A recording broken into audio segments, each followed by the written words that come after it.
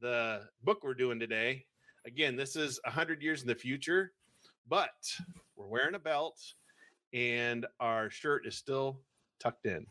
So in the future, all good boys wear corduroy and tuck their shirts in. And they tucked they tuck our shoes or our jeans into our shoes even. I mean, we're taking it to the next level. Listen, I'm not getting bit by no snake. I'm not getting ticks in the apocalypse San Francisco. I'm going to wear mom approved anti-tick corduroys tucked into my boots. And tucked into my boots because we have a belt on. So you got to look nice. You got to look presentable when you go out. You know, and since we invoked the Scholastic Book Fair, it'd be good to point out this used to be the property of one Matthew. Is that Wagner? Wegener, yeah. I remember last time I went to school. 1986. So I kind of wonder if this is his book. I should look him up. I was 9 years old. How about you, Lee? I've been 12. Yep. I was an old man. I was already in the career path for 3 years by this point. Yeah, at 12 years old in the 80s, you were already already had you working in a metal shop with welding goggles on. Well, no, we wouldn't have had goggles. You don't have goggles are for weenies in the 80s. No gloves, no goggles. No gloves. Kid missing a finger, he's a professional. We would inhale this acetylene, we drink that for our breaks. Ozone is for winners, kids. Yeah, acetylene in my coffee. Ooh. You liked it. All right. So are we starting off at page 1? Are we hopping right to 9? Is that what we said? Well, we are our first. So just to let everybody know, we're going through this the second time. And so when we get to the first decision, we will go the opposite direction. So last time we went to page 9, so we'll go to a different page at this point. So we'll go ahead and get started on page 1. And again, like we talked about last time in typical Choose Your Own Adventure fashion, we are the chief of operations at 9 years old because look at this kid. Who doesn't put a 9-year-old in charge of half of an entire country? He's like, my first instinct is to say no to a 9-year-old running the chief of operations position. But I got a feeling about you, 9-year-old kid. You got something I like. You got some moxie. I like it. And we're confident. You can tell. I like the way your pants are tucked into your boots. You're hired. Your corduroys are something else. Your mom was right. Having a tucked in shirt and wearing corduroys will get you ahead in life. You might be 9, but you got crow's feet. I could tell you got some stress in your life. If not, you will by the end of the month. Gray hair and crow's feet. Yeah. 9. Yeah. All right. Wheelchair by 13. You want me to start this here? Yeah, go ahead. You are chief of operations for all activities outside the borders of Tertalia. Tertalia is a democratic country that was formed in the early part of the 21st century after domestic and foreign wars split up what was then called the United States. Tertalia is made up of the former mountain states north of Arizona and the northern plain states extending into Canada. Its capital, Canada's still fine. Yeah, Canada's still Canada, by the way. We're all right. We're okay. Its capital is Denver. Tertalia is bordered to the south and east by the hostile totalitarian state called Dorado, to the west by an untamed land, and to the east by a haphazard jumble of quarrelsome states called Rebellium. Ooh. In Rebellium, we have one export. Rebellion. We rebel. When you went to high school, you got a diploma in rebellion. Exactly. What's your favorite food? Rebellion. Rebellion. What's your favorite band? Rebellion and the Rebellions. After winning a vicious war, Tertalia had tried to pacify Dorado. That's kind of an interesting phrase. But the Doradans broke away soon after their defeat, and they continued to be a source of danger to Tertalia. So this is like pre-Hunger Games here. We're like long before like beating Hunger Games to the punch here. It is. You're one of the true Tertalian heroes. You tucked in the corduroys of all the soldiers. All the soldiers. During the difficult Doradan Wars, you led a secret mission to Dorado to obtain their invasion plans.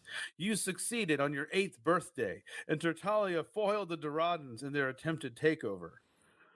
You wear with pride the gold and silver ribbon, symbol of Tertalia's highest respect and love. Only 2 others have the right to the ribbon. Neither is alive because you killed them. Killed them both. The year is 2041. Oh my God, Lee. We're close to this reality. We're only 28 years away. Wow. In the 80s, 2041 may have been 1,000 years away. That's how, like, well, we were like, Yep. You were 9 in 1986. You're like 2041. I'll be dead. Yeah, exactly. Even 2023. I mean, even when I was a kid, the year 2000 seemed like an eternity away. I know. And when you got into the mid 90s, you were like, oh my God, it's only a few years away. And you're like, yeah, man, it's just not the same thing here. Yeah. The year is, let's see here. The year is 2041. The Doradans have been strangely quiet for the last 2 years, a sure sign of trouble, you think. It's your responsibility to find out what's going on outside Tertalian borders and to prevent any new attacks on your country. Not long ago, you sent 2 of your best agents, Mimla and Matt. How come Matt made it through to the apocalypse, but Mimla's a new name? I know. Go figure. To check on the situation in the untamed land west of Tertalia. The land, once called California, what a weird name that is, has been the scene of vicious guerrilla-style fighting. I hate it when monkeys fight. I know. Great apes, actually. I shouldn't say monkeys. Exactly. And it's hard to follow what's going on there. Tell me about it. Exactly. It's gorillas running around. Initial reports from Matt and Mimla indicate that the Doradans might be working with some of the Californians, planning to use the area to stage a new attack on Tertalia. But your agents have failed to make their last 3 radio contacts with operations center in Denver. When last heard from, they were some 100 miles due east of what used to be the city of San Francisco. Turn to page 5. You're sitting, pondering the problem in Operations Center when there's an urgent knock on your door. A lieutenant rushes in. She's red-faced and looks worried. Haven has escaped, Commander. What? You shout, jumping to your feet. Haven is a Doradan spy. When? How? Sometime early this morning. And that's not all. 3 top secret files are missing from Central Computer Office. Not Central Computer Office. Oh. Before you can fully digest what the lieutenant has said, another officer enters the room. He hands you a piece of computer paper. Huh. Paper. Get it from the computer. Computer paper. Your eyes scan the printout. In trouble. Extremely important. Information for you. No time. Hurry if you can. We are... It's a computer. It's not freaking... Yeah, like a telegram. A telegram. We're getting charged by the word, man. We can't be getting crazy. Things are different in the future. I think it's from Matt and Mimla, the second officer says. What next, you wonder? So this is the time where we turn to page 9, correct? Last time we turned to page 9. Yeah. So this time, we're going to go find Matt and Mimla. We're going to force your hand only because we can't be doing the same thing twice. What kind of fun is that in this podcast? Plus, we don't want to get involved with gorillas. Hit folk duet from actually this is in the future, from 2019. Matt and Mimla sing the hits. And Mimla, gorillas on your doorstep. Dorado, we're gonna shoot you. Oh no! Not shooting. Not gorillas. Don't give the gorillas guns. What world is this? We love gorillas. This is a very interesting story, similar to Hunger Games. It is. Yeah, no. I'm noticing parallels here. We got 4 different countries. It's going to be interesting. All right, I'll take this one. I'll handle Mimla and Matt, you say to the red-faced lieutenant. You notice red-faced lieutenant never gets a name. I know, right? That's not fair. Yeah, I guess we're so arrogant. We're like, I'm not even going to give you a name. I'm just going to call You you don't even get a name. You're a red-faced lieutenant in my mind. That's not now. nice. No, get Captain Von Muschicker over There you here go. right away. She'll take care of Haven and the files. He's a fool to think he can escape. Yes, Commander, the lieutenant replies. She and the other officer exit your office. Moments later, Captain Von Moschicker snaps you a smart salute. She stands at attention, waiting for your instructions. You tell her about Haven's escape and the missing files. Captain, take any people you need, you order, but get Haven and those files. I have faith in you. Remember, time is of the essence. Go to it and good luck. Yes, Commander, we'll do our best. It will have to be more than, I love this. It will have to be more than your best. You must recover the files, you reply. Wow. I'm just looking for the Vader choke. More than my, maybe your best is not good enough. Yes. We're just kind of like, yeah, that's how. Listen, remember, man. they got the medal, aren't alive. This is why. Exactly. Man. All right. As the captain leaves, your lieutenant enters. Have we got a fix on where that message from Matt and Mimla came from, you demand? Yes, Commander. 100 miles east of San Francisco. The transmission was cut off before they completed the message. Okay, get the new motor glider ready. I'm going after them, you say. Be sure to wear some flowers in your hair. You're going to need them on your grave. Because you're going to San Francisco. When you're going to San Francisco, wear some flowers in your hair. You ever heard that song? No. It's an oldie. It is an oldie, huh? Okay. You can't. They won't let you in the city if you don't have flowers in your hair. I thought maybe it was track 2 on your album. It is now track 2 on Matt and Mimla. Mimla sing the hits. And Mimla sing the hits. If you're going to San Francisco. All right, here we are, page 15. Yes, you answer. I know the president and the peace coordinator have ordered me to give up solo missions, but this is different. It's the kind of mission I can do better on my own.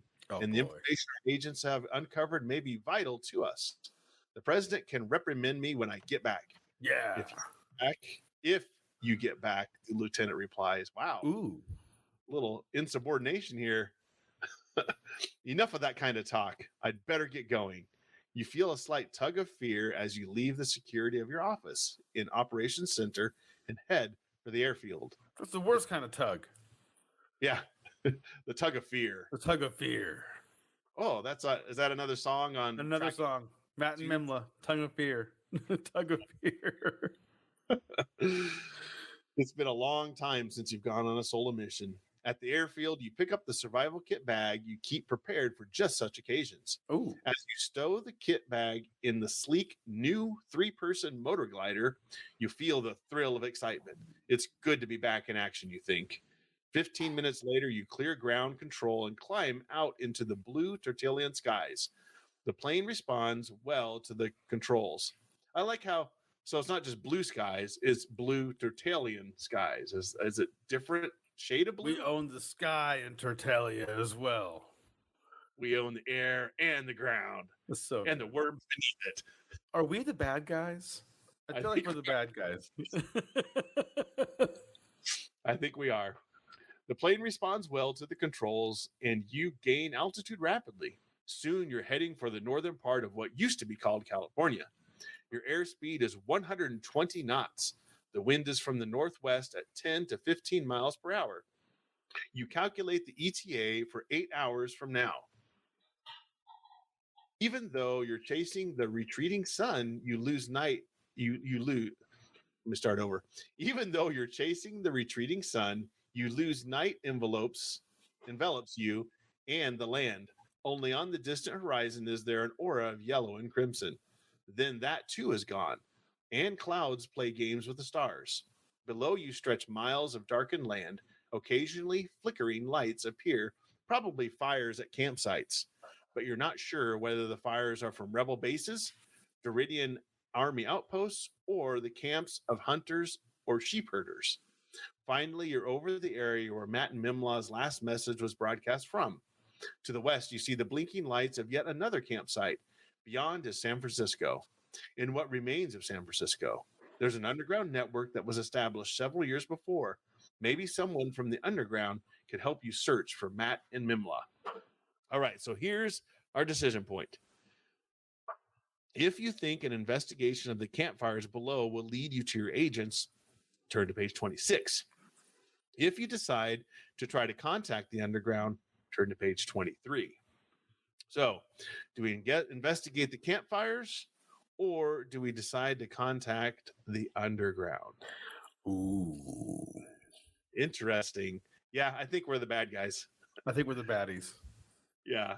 Well, let's flip a coin here. Flip that coin. Unfortunately, we don't have any Tertullian money. No, I've got an Indian rupee, though, which has based symbol on one side. So it does. Well, there you go. yeah, I'll pull it up over here. I was like, judging by the sound of this country, I think their money is bullets. So yeah, I think so. The currency is bullets and fear. I think is that a drink? How many bullets is that? Wow. Okay. Bullets and fear. That's the hidden track on the Matt and Mindy Sing the Hits. Bullets and fear. All right, so call him Bullets. Just call me Fear. If you're in Tertalia, you better stay near. All right. So the heads is thumbs up, which is page 26. Tails will be 23. So let's go. Tails, page 23. 23. We're going to decide to contact the underground. We're going underground, folks. We own the skies and everything underneath it. Under the ground, too. At your present airspeed, you'll reach San Francisco in an hour. Tertullian intelligence gave you the name of a man there who may be able to help you trace the actions and movements of Matt and Mimla. He might even guide you to the area where Matt and Mimla transmitted the last message. There's a slight headwind, but the flying is easy, because everything is easy for me. Oh, yeah, because we're the best. The campfires below fade from view. Soon you're soaring over the mountains and starting to descend towards San Francisco. You get the flowers and put them in your hair. Reports in Tertalia have indicated that San Francisco and its surrounding areas are divided into 3 hostile segments. Hostile? What? What about the flowers? Yeah. A gang of criminals called the Corporation maintains control of the central part of the city from the docks to the top of Telegraph Hill and out to the Golden Gate Bridge, or what once was the Golden Gate Bridge. Now it's a simple jumbled concrete, metal, and cable on either side of the bay with no bridge spanning the shores. Oh man, everything is wrecked. Come on, nothing works in the future. The corporation is a mixture of military people, gamblers, and drug dealers, and is headed by the president of a famous high-tech company. Steve Jobs? This book predicted Elon Musk. Elon Musk or Bill Gates? I don't know. Exactly. All of them. He has turned his creative genius to the organization of political power over a once populous and successful city. There is apparent madness in his appetite for raw power. That's awesome. Turn to page 38. They said apparent. They didn't say total. That's true. 38.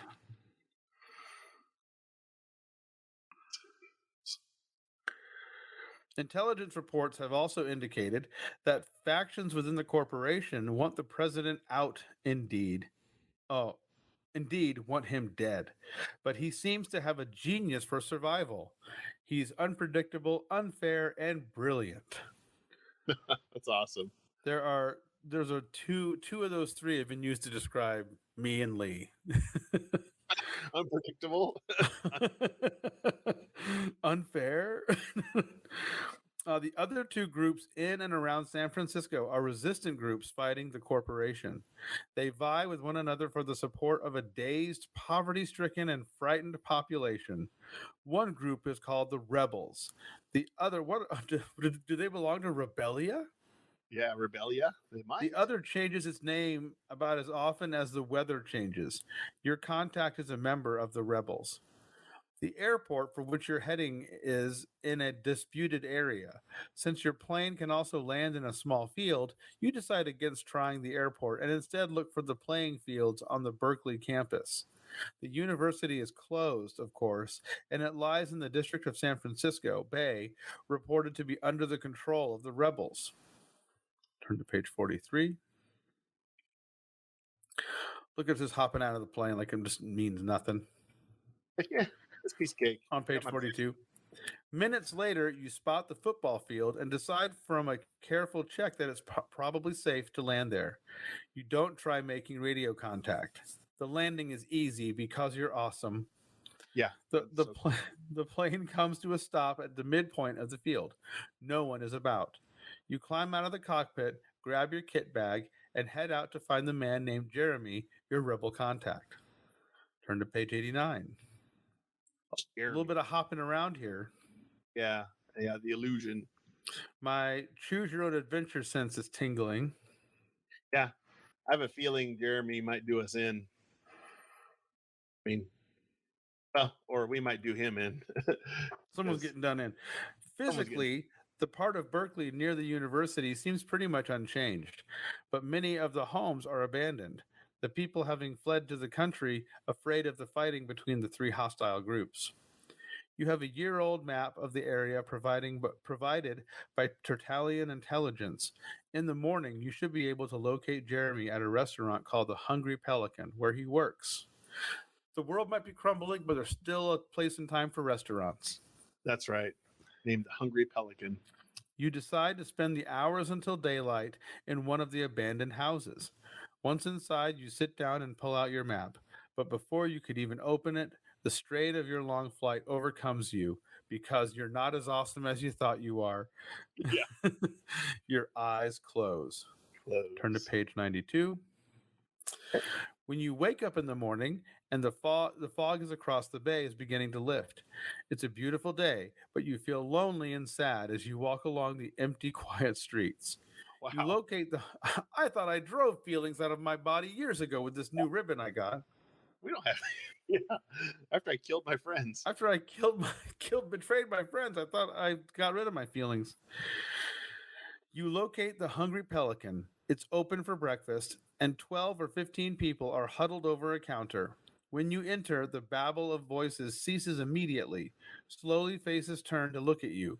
You nod a greeting, yet the silence remains unbroken. If you decide to take a seat at the counter, turn to page 53. If you decide to back out and wait for a better time, turn to page 96. We don't want to ponder. Do we sit down or back out? Sit down or back. We don't want to discuss our feelings, talk about it. No way. I say heads. Heads if we're going to take a seat. Tails if we turn tail. Okay. Tails if we turn tail. Let's flip. Heads. Ooh. We're gonna take a seat down. Starting talking to people. So I came in to eat breakfast and talk. See, what page was that? That was 53. Talk to people. We're an extrovert here. There's no introvertedness here. Not in the apocalypse. Yeah, we're sad and lonely. 53. Morning. Nice day, you say. Ooh. Hoping nonchalance will break the ice. You move toward the counter. Coffee, please, because we're 9. I want straight up. I drink black coffee when I'm 9. Yeah.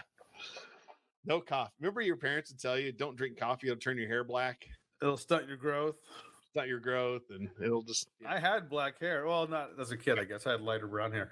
No, but I was a Mormon. Lee, the coffee was sin juice.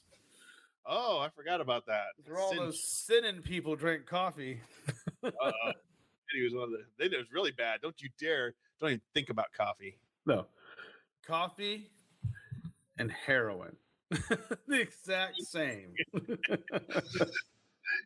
They would just get just as mad about coffee as they would heroin. Exactly. Or in my stage, it was like Dungeons and Dragons is just as evil as murdering somebody. Exactly. You pick up a 12-sided dice, you're gonna burn. Yeah, exactly. It's too late. We failed. He's a lost cause. Yes, the He satanic played panic. it. He played a D&D. Uh, no coffee. What do you think we are? No coffee. What do you think we are? A civilized nation, bud? It's herb tea. Like it or lump it. What? Like it or lump it? Huh. There it Okay. is. That's all we've got. That's all we've had for 7 long years. Fine. That'll do just fine. You sit huddled over the strong or aromatic tea. Finally, oh, could you drink tea as a Mormon, Eddie? Tea from a leaf, yes. Okay. No, herbal tea, yes. Not tea from a leaf. Oh, okay. Okay, Oh. herbal. All right. So this would have been fine. This would have been okay. Okay. Yeah. All Sit- right. The strong aromatic tea. Finally, you summon your courage. You wouldn't happen to have an old copy of the New York Times around, would you? You asked the waiter. It's your code, and it's if the waiter is Jeremy, he'll recognize it. He looks at you and asks, "What date?" Uh-oh. 64. This is getting interesting. See if we find Jeremy.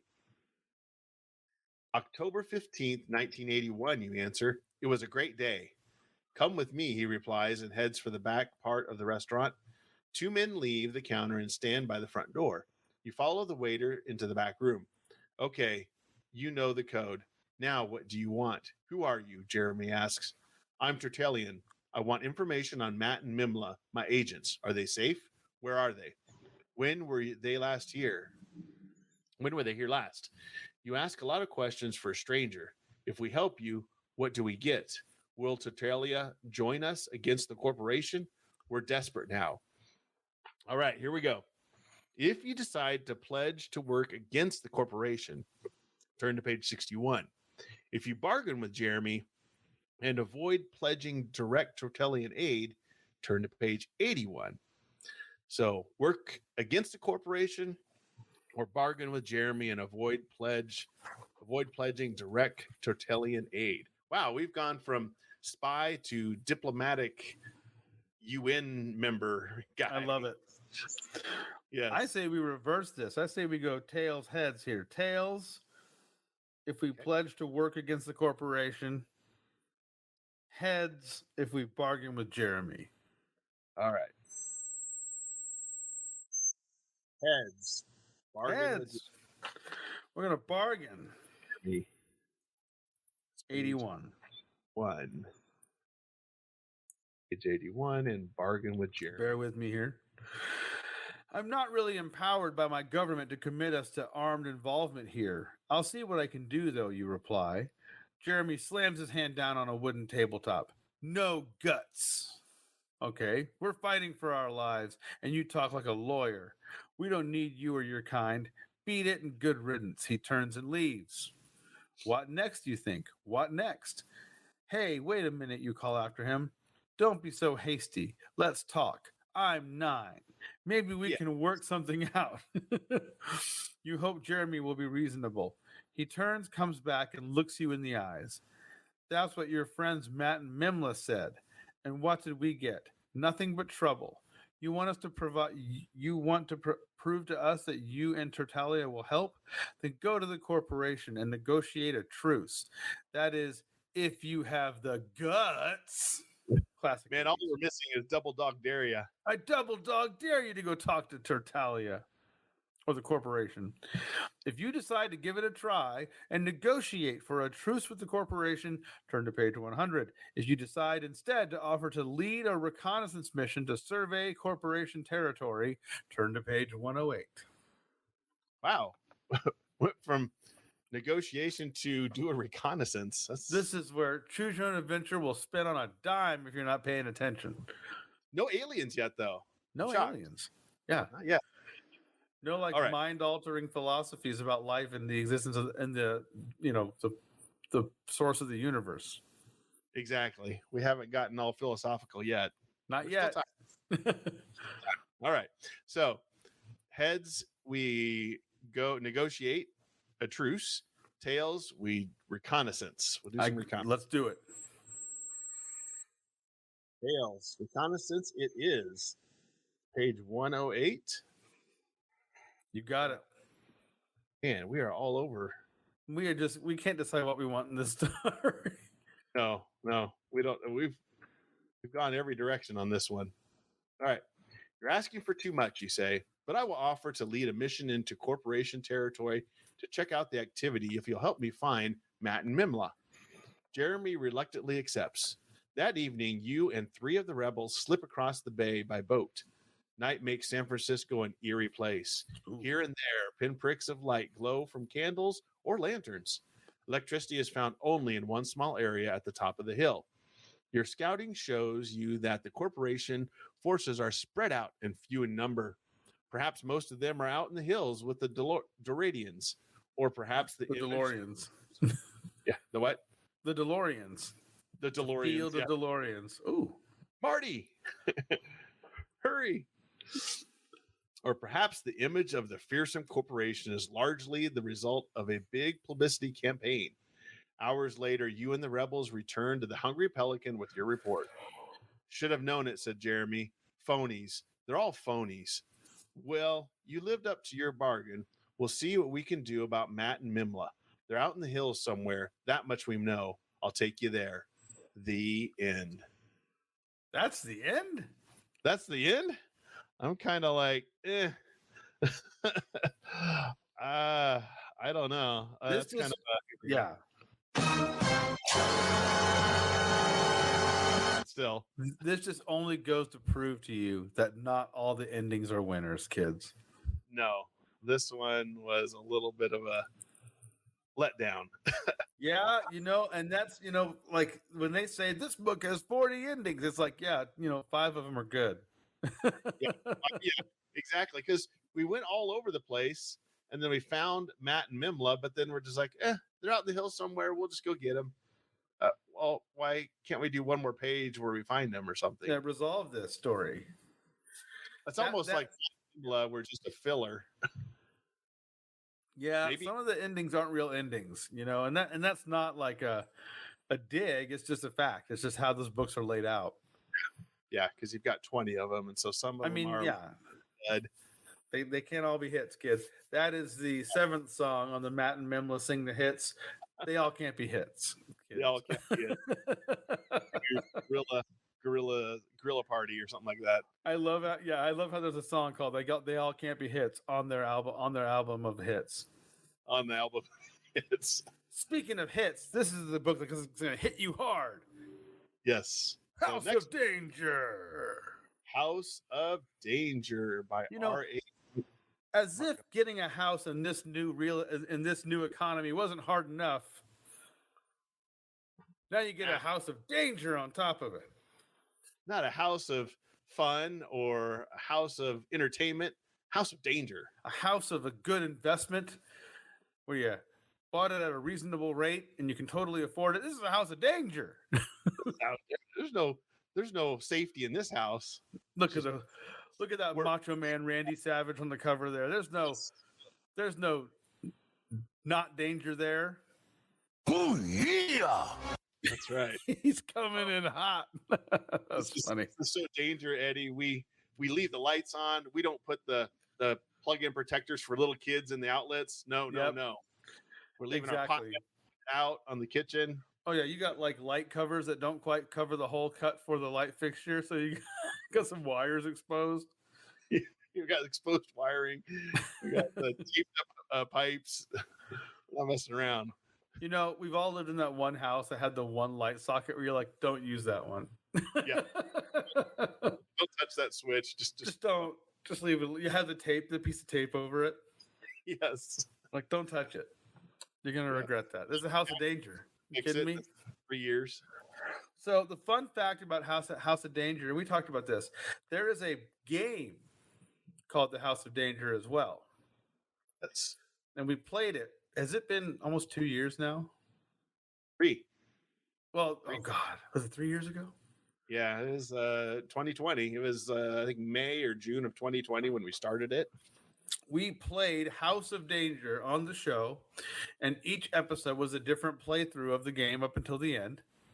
Yes. And so we're going to read the book this time around in preparation for playing the game again. A second Yes. go through House of Danger. Yeah. And it'll be fun because I haven't read that. I had this book. This is number 15 in the series, by the way. So it's still pretty early. 1982, September 1982. Yep.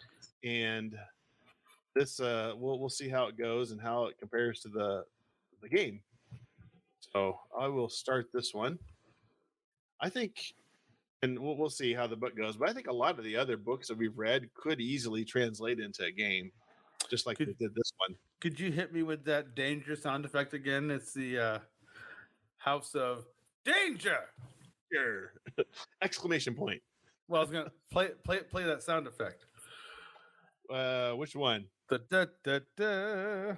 Oh, okay. Let me find it here. I'll set me up again. Danger. Danger is my middle name. Danger's my middle name. All right, here we go. Okay. It's a Tuesday afternoon in late June. You are on your way down to your lab in your parents' oh man. When you're 8, you're 9, you have a lab in your parents' basement, don't you? Every good kid has a lab in his parents' basement. I love this. This is Mommy, cliche. Daddy, I'm going down to the laboratory in the basement. Yes, exactly. Our kid is normal and good. Yeah, normally microscope and a lab. I mean, come on. Right. All right. The phone rings. You dash into the lab and pick it up. I mean, it's just so nonchalant. It's my lab. But what's the big deal? I have a phone in my Doing lab. lab things. Everybody's got a phone in their lab. All right. I need, says a weak voice. You hear a loud click and the phone goes dead. Drat. You weren't ready for that. You, the aspiring detective and psychic investigator. Wow, Eddie. We're not just a detective. We're a psychic investigator as well. You gotta, it's like Hannah Montana, man, the best of both worlds. Yeah, you got to do both. Caught off guard, you slump down into your chair. That voice really sounded desperate. You look around you.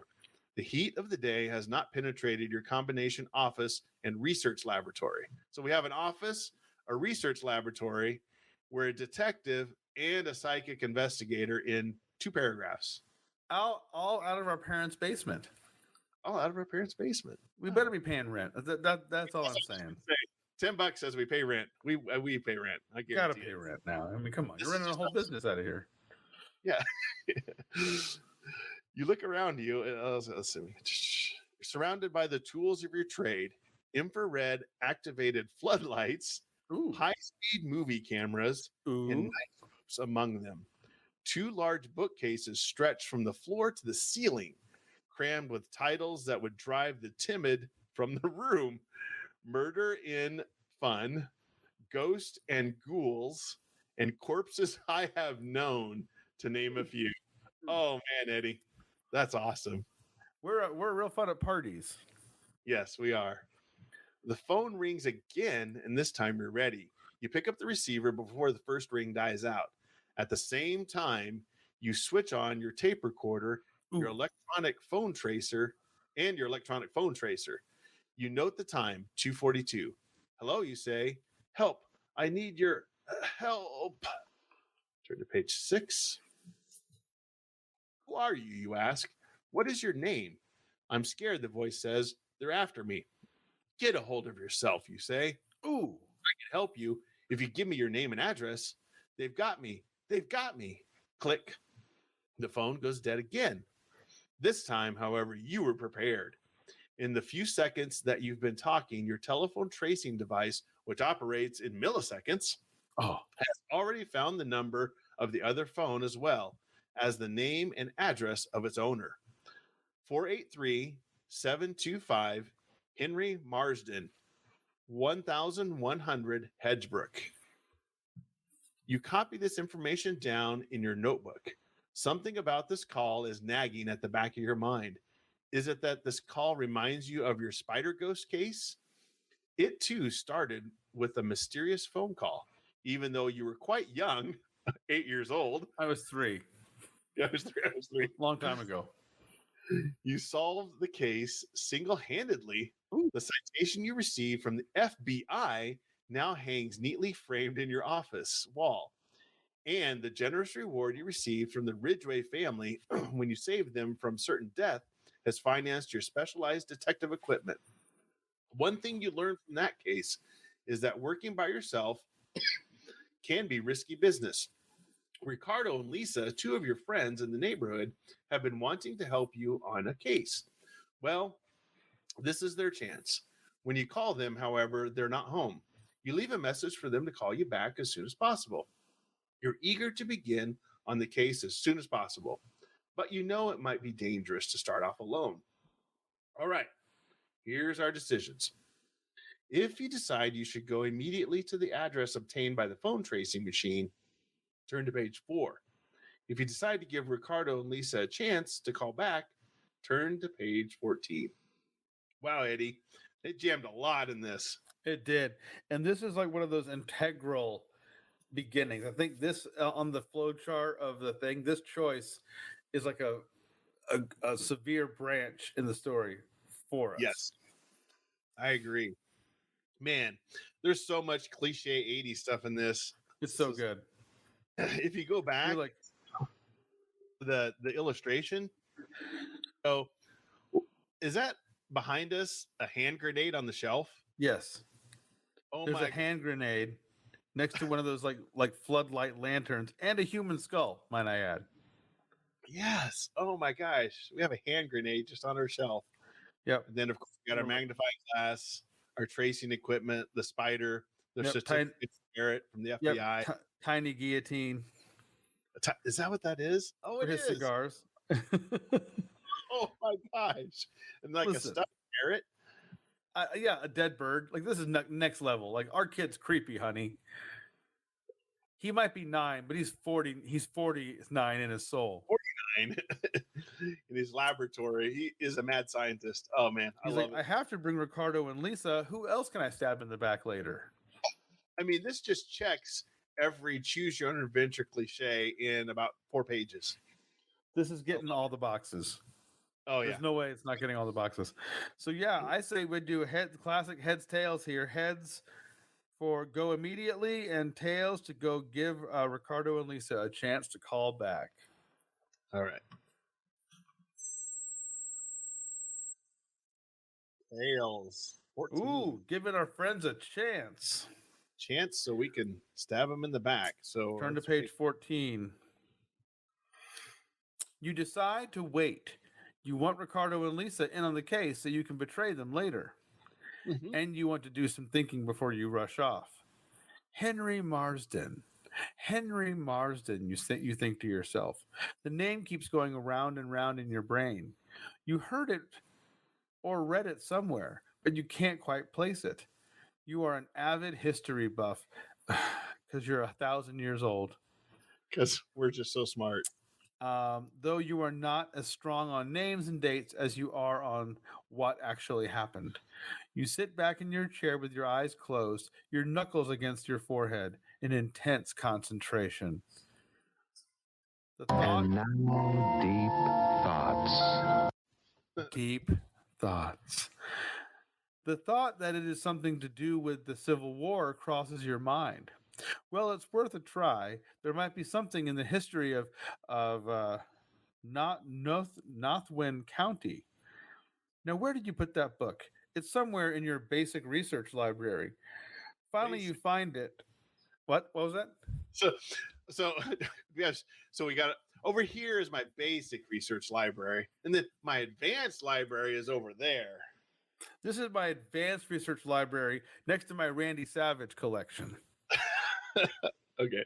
Oh, yeah. I love it. It's a thick green volume sandwiched between Grey's Anatomy, ooh, the show, Oh, okay. and Blackwell's Poison Plants and Herbs. The book was published by the Nothwin Historical Society some 20 years ago, though you just bought it the week before for 25 cents at a neighborhood lawn sale. By the way, calling it a lawn sale is confusing, and 25 cents in 1980s money is about $73 in today's money, Yes, exactly. give or take. Where's all this money? How are you making all this money, kid? I You have a know. human skull on your shelf. What's up with that? What's It's going like on? actually aid was used on the human skull. Yeah. You pull the book from the shelf and run your finger down the index of famous names in the county. There it is. Turn to page 25.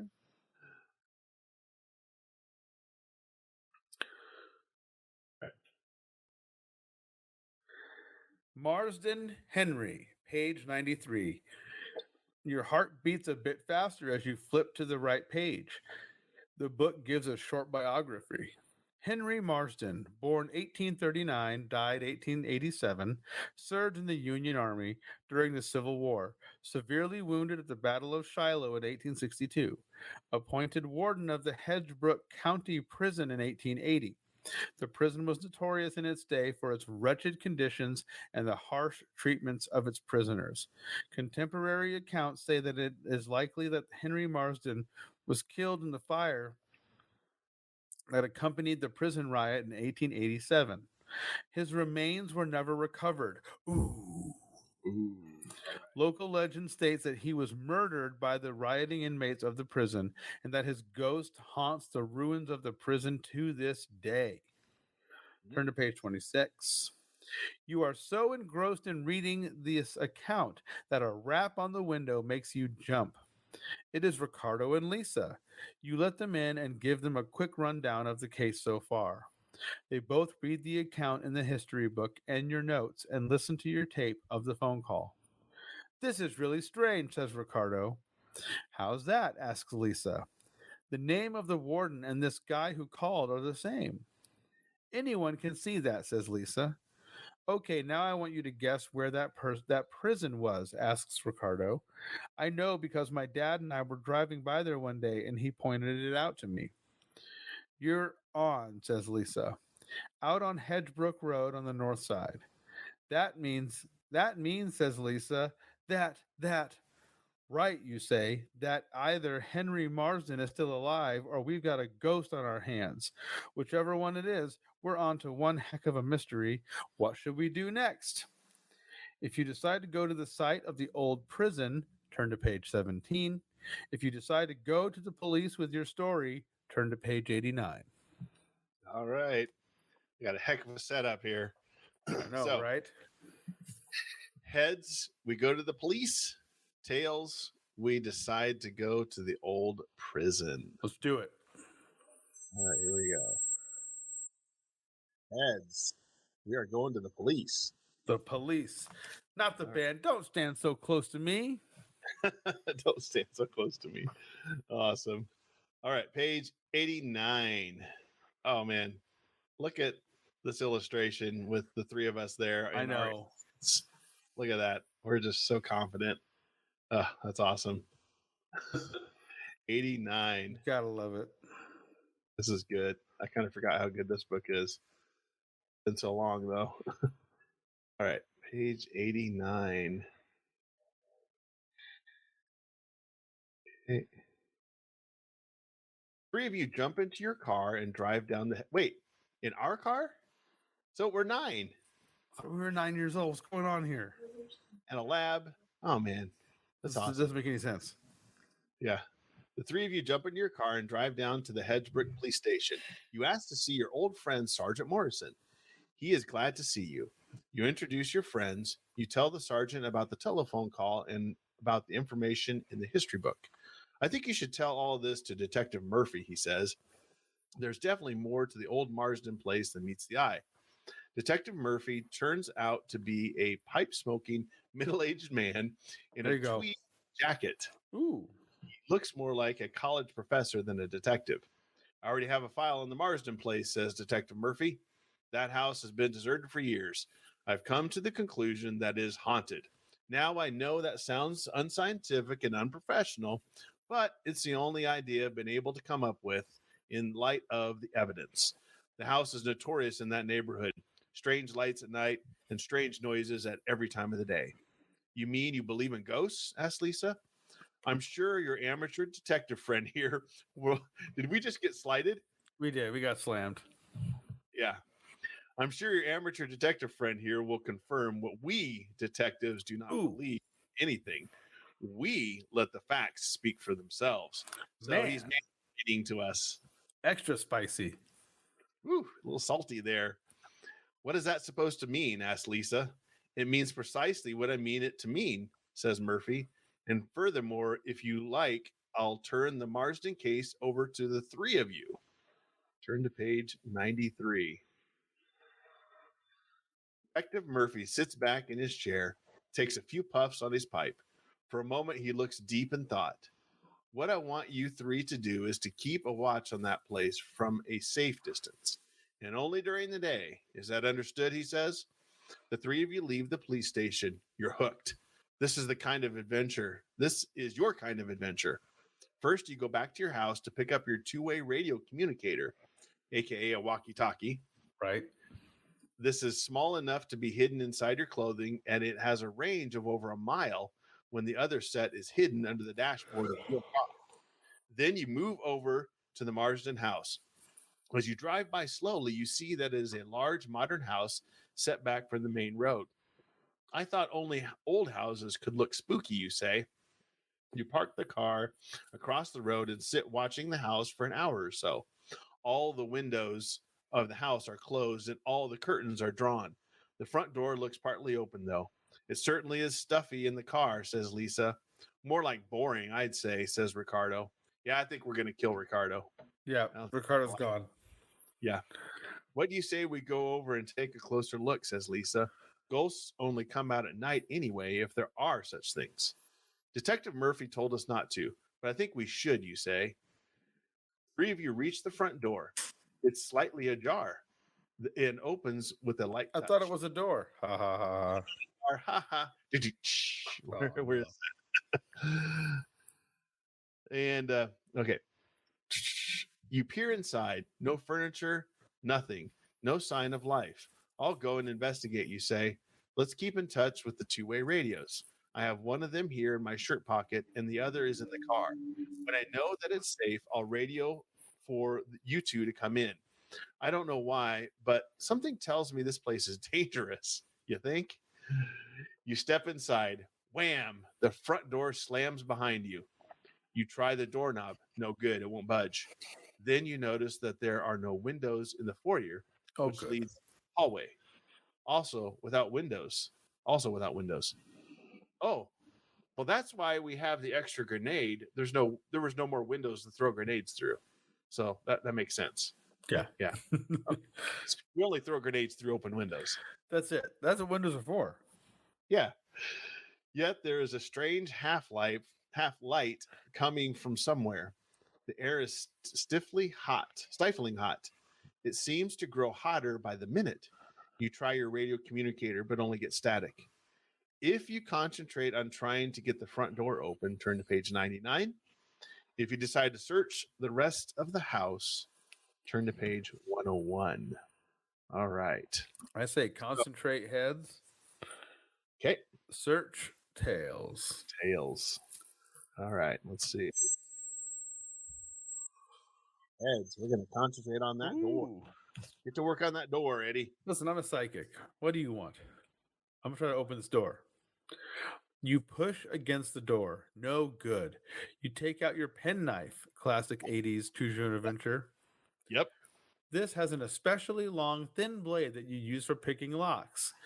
You probe inside the keyhole. By the way, when you were a kid, picking locks looked way easier, right? They were like, oh, I got it. Don't worry. I got this. I got this. Click. My friend and I, Matthew, we would practice exactly locks. Would you for real? Yeah, we did. That's amazing. You probe inside the keyhole to find out the mechanism, to feel out the mechanism. A little leverage and the tumbler turns. You try the doorknob and the door pulls open. But what is this? The door doesn't open to the outside anymore. In front of you is a wide stone stairway leading down into the ground.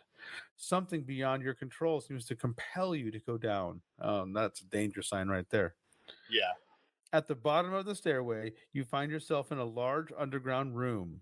In the half gloom, you make out what looks like thick stone walls. At the far end of what looks like on the far end of the room is a row of dark prison cells. In one of the cells, you see a faint phosphorescent glow several feet from the door, from the floor. The glow emits a low hum. Mesmerized, you walk toward it. The hum becomes louder and begins to change into an eerie, buzzing voice. Zzz, name is Henry Marsden. The voice becomes more distinct. I need your help. Help. The glow begins to expand. A ghostly form starts to materialize. Oh, snap. Yes. Turn to Ghosts page are 104.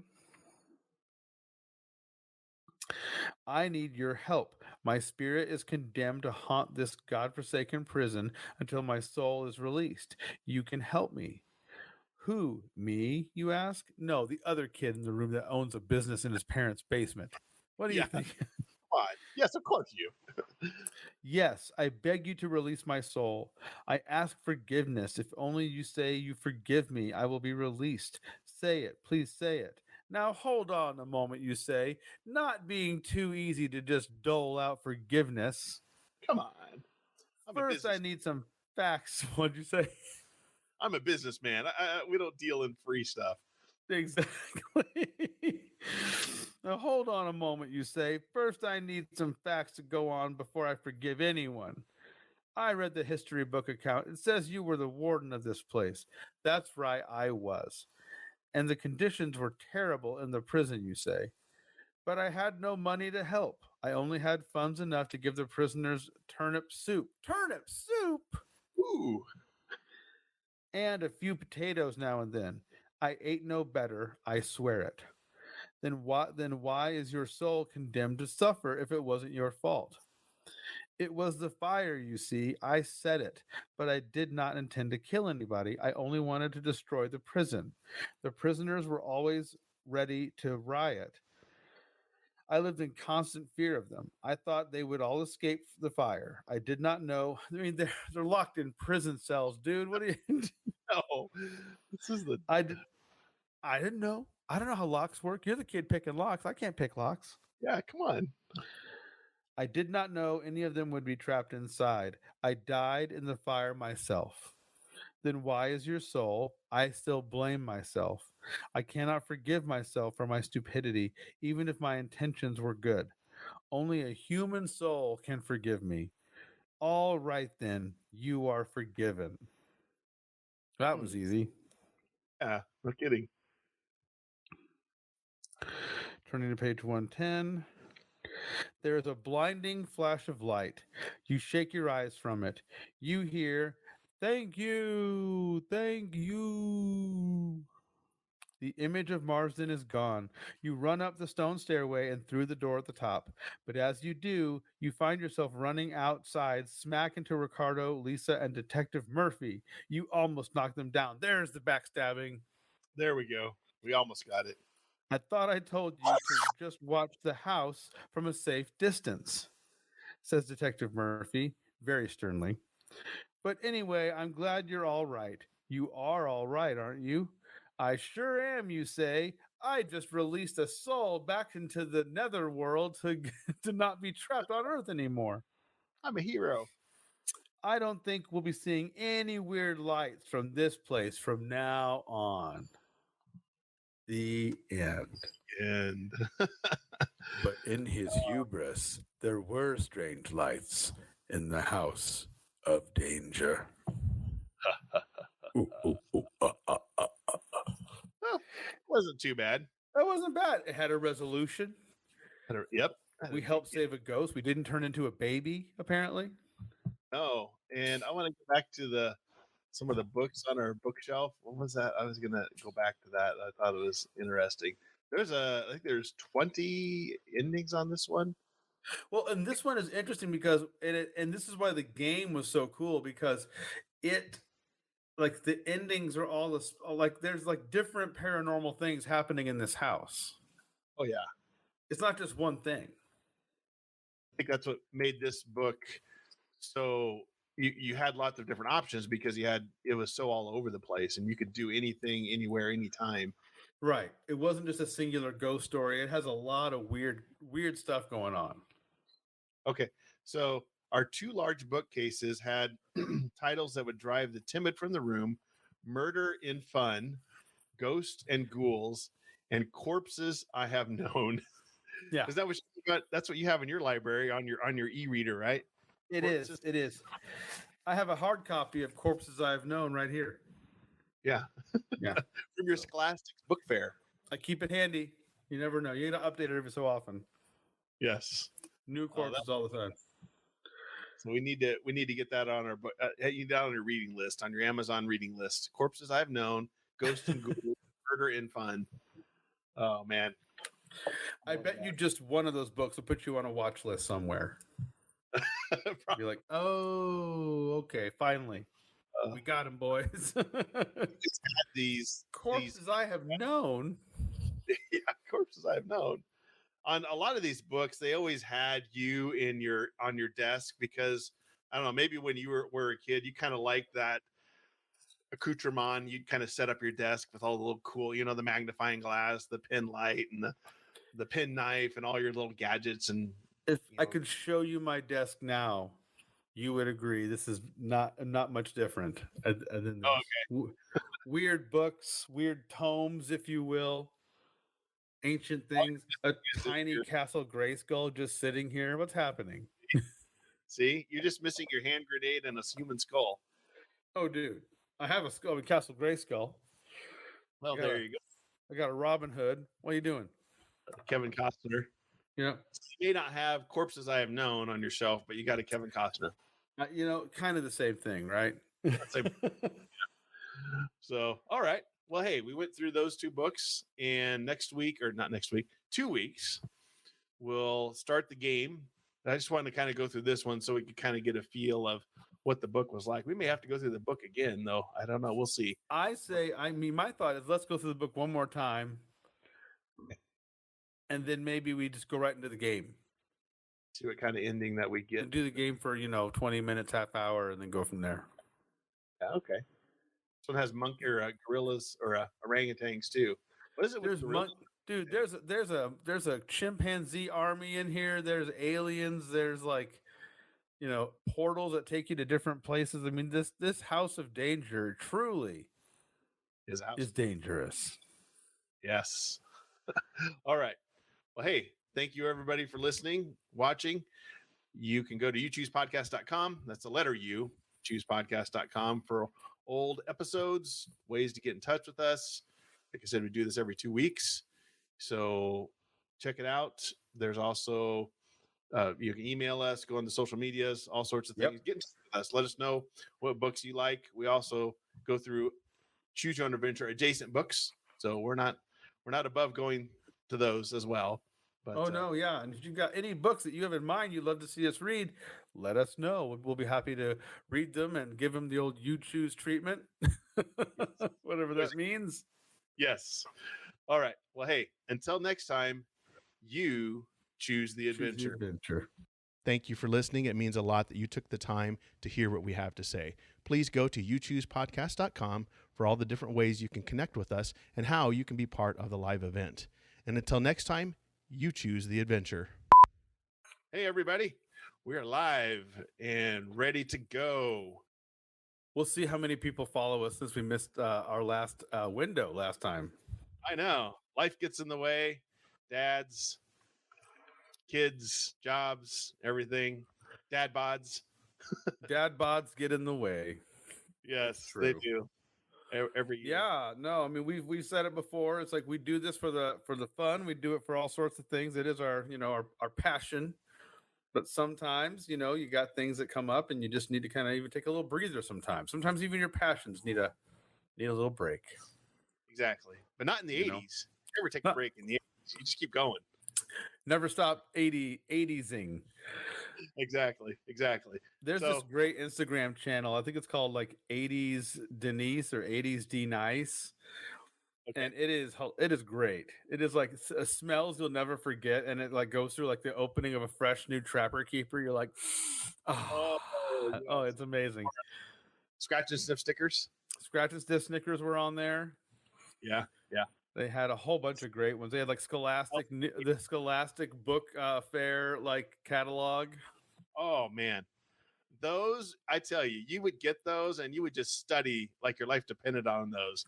You would look at everything, you'd read everything. Wishing. I checked off books like I didn't have any sort of budget at all. Oh, I was yeah. like, and that one, and that one, and that one, and I shall read all the books. Eddie takes it to his mom, and she's like, "You're gonna get one. Here's what my mom- $5. Yeah, exactly. Like Here's $2.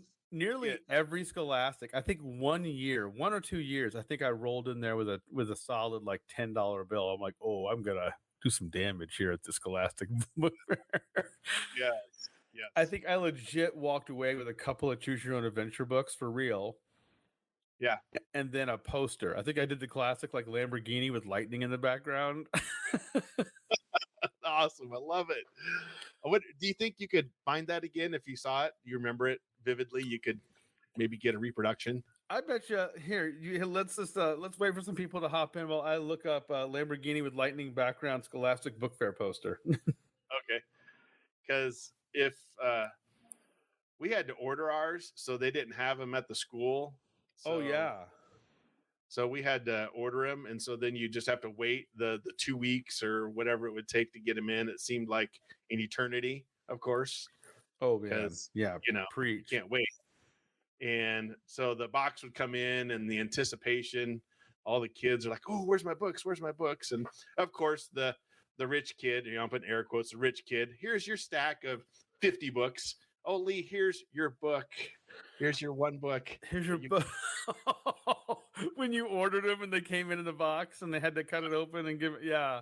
Lee, Sort 'em here's all your. Here's the giant stack. Oh, yeah, here's yours, Lee. Oh, you weren't kidding. Literally, I've had that happen too, where the kids are like, "Here's and Billy, here's your books," and it's all these, and then it's like 8 of them. And Johnny, here's your 9. Eddie, Allie, here's your 11. Oh, Eddie, here's your bookmarker. here's your book. Thanks. This was the poster. I was wrong. It was storm clouds. There it is. Look at that. Okay. The storms are coming. There, Eddie had his 8 by 11 by 17 poster of a car. I wasn't That's even like a car kid. I was a car kid up until like the Transformers. Then I became a car that turns into robot kid. Oh, sure. Of course. You Got it. know, I mean, who isn't at that point? But no, the Scholastic Book Fair was like just pure magic on newsprint.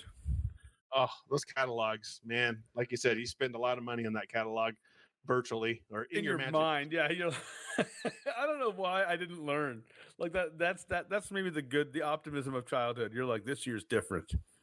I'm going to get this.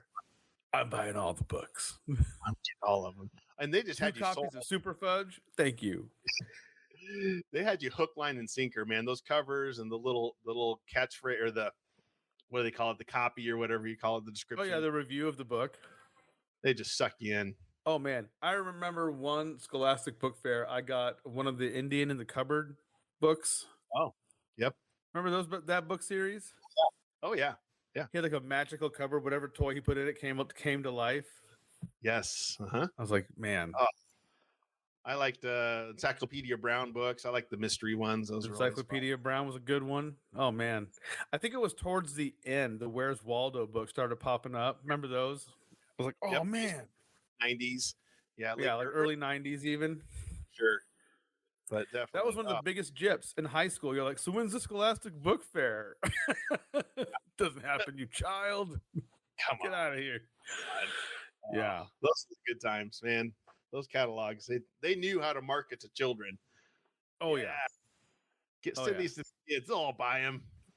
Yeah, it depended on the school I was at, because some schools you'd go to, like you said, you had to order it and legit wait, and other ones, man, that Scholastic Book Fair was at your school. Like it opened up, you're like, the library got turned into a Walden Books. You're like, wow. Oh man, yeah, they knew how to market to kids. I'm telling you. I never knew I needed a lenticular bookmark as bad as I do. Yes. And like I said, the peer pressure well, Johnny's getting $10 worth of books. Why can't I get $10? And Oh, exactly. And the classic, like you're like Hulk, Bruce Banner, Hulk, Bruce Banner. Those lenticular yes, images. Oh, so good. 3D. Well, not 3D. They were the The lenticular, holographic. holographic. Lenticular had those like lines, had two images on it when you like rotated it. Yeah, it's like sandpaper. Yeah, so good. Oh yeah, exactly. You can do a little wrap on it. Zik, zik, zik. It's like corduroys, but for the hologram. Corduroys. Holographic corduroy. That's the new secret word here on YouTube's podcast. Does that mean you can make your corduroys turn different images? I wonder. Yes. If we came up with it, we should copyright that right now. Copyright holographic corduroy. Well, that'd be the only way you'd probably be able to wear them now because we were forced to wear them as children. Dude. Get your corduroys, Mom. Go. It's church. It's Sunday. Go get your good corduroys. For some reason, corduroys were reserved for like special occasions. Yeah. Yeah. Weddings, funerals, church, VBS, or whatever. Fill in the blank. Yeah, you weren't rocking the corduroys on just a regular old Tuesday. It was like picture day. Church. Olin Mills picture day for your family. Oh gosh. And when you were wearing them and you saw your friends wearing them, you quietly knew or secretly knew, yeah, your mom made you wear Your mom made you wear those. I know. Your mom had you wear those. And you walked down the hallway and you sounded like zippers just walking. It's like, we're going to get through this together. This humiliation of corduroys and a button-up shirt. Man, I got a great photo. I have to dig it out of me in a corduroy suit when I was a little kid. Man, the whole suit was corduroy. Oh, really? Yeah, it was head to toe. Corduroy. Like I sounded like an abomination moving around. Well, maybe. Do you think corduroys will make a comeback? I mean, I hope so. I mean, what did we suffer for if it didn't come back? Oh man, just think of mullets and corduroy come back at the same time. Mullet corduroy. That's a new band, Mullet Corduroy. Well, speaking of shirts, Eddie,